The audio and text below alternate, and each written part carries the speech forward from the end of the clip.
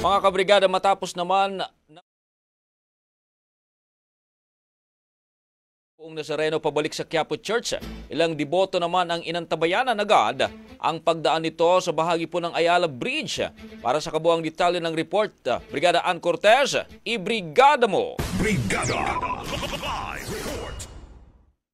Mga alas 4:30 pa lang ng umaga kanina ay marami nang mahagilap sa daan na deboto ng mahal na poong itim na Nazareno na papunta sa mga ruta na dadaanan ng andas.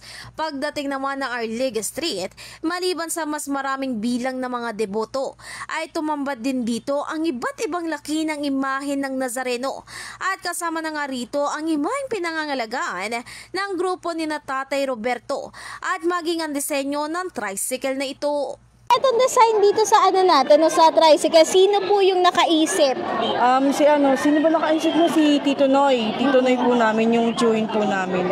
Lang din po yung Nazareno na nilalagay niya po taon-taon. Dalawa lang din po. Yung dalawa po na yan, sobrang tagal na po kay Tio. Matagal na po. Almost ilang years na yan. 20? 20? 20 years. Tagal na rin. 20 plus. Ganun din po katagal yung Nazareno po namin. Samantala, pagdating ng mga bandang alas 9, dito na nagsimulang magkumpulan at mas kumapal ang bilang ng mga tao na nagsisiyabang sa andas ni Nazareno sa parte ng Ayala Bridge. Ngunit sa kabilangan ng masikip at mahabang lakarin ay hindi ito inalintana ng ilan, partikular na ng senior citizen na si Nanay Milagros na dekada na raw deboto ng poon. Nawala na ko ng pag-asa. Sabi ko, tatry ako, magsisimba ako sa Quiapo. Nagpasyam ako. Hindi ko pa natapos yung siyam.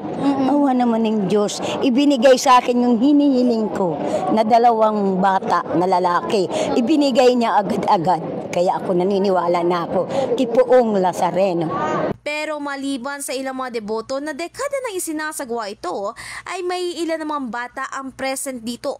Kabilang na si Daphne na 10 taong gulang. Daphne, kamusta naman? Pang ilang beses mo na to na sumama ka sa traslasyon? Pangatlong beses na. Ilang taon ka na ngayon? 10 po. 10, so 7 years old, sinasama ka na. So far, kamusta naman yung experience? Masaya po. Ngunit sa kasagsagan nga ng siksikan na isa si Jem sa mga naidala sa medical station. Natuklap po yung sugat. Bakit kuya? Naapakan po. Naapakan. Naapakan. Saan banda naapakan kuya? Sa Finance Road po.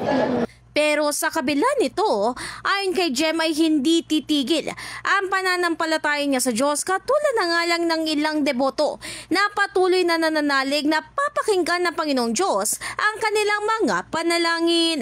In the heart of changing lives, ito si Brigada Ann Cortez ng 105.1 Brigada News FM Manila, the Music News Authority. Ang bahaging ito ay hatid sa atin ng Drive Max Coffee. Ligayang tuloy-tuloy!